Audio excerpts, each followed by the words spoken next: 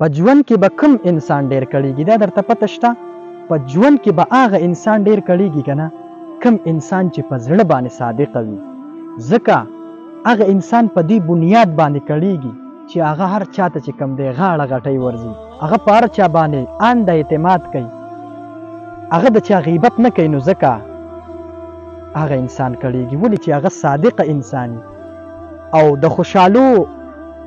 او د مزو ژوند د چي تاسو ته پته شته هغه د چغلخور کس وي خو د هغه زندګي وروسته ډېره په لړزان وي خو ده ته پته هم ونه لګي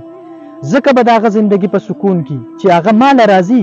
ما ته به د بل غیبت کوي او زما به ښه بیانې زه به ورله ګوټ لک ورکوم زه به ورله شاباسۍ ورکوم خو چې بل کس له ورځي زما غیبت به کوي او هغه ته به و چې ته ډېر ښه سړی د هغه ژوند به په معمولي د دنیا د یو څو لحظو دپاره د هغه ژوند ډېر ښایسته خو وروسته به د هغه زندګي ډېره لنډه تنګی نو چېرته د ډوکهباز چېرته د پراډي او چېرته د چغلخور کس سره به بالکل رابطه نه ساتئ ښه ژوند به مو برباد کی په جنګونو به مو اخته کی نفرتونه به در سره پیدا کی نو د پراډي خلکو نه ځان ساتئ ښه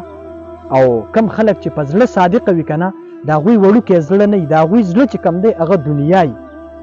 نو هغه خلک ځان ته رانږدې کوي په ژوند کې به خوشحالۍ وینئ تاسو خفه کېږئ مخه کم خلک هم چې په زړه صادقه وي که نه هغه به الله کامیابه کوي که هغه هره ورځ قرآن کې الله فرمایي فإن مع العسر يسرا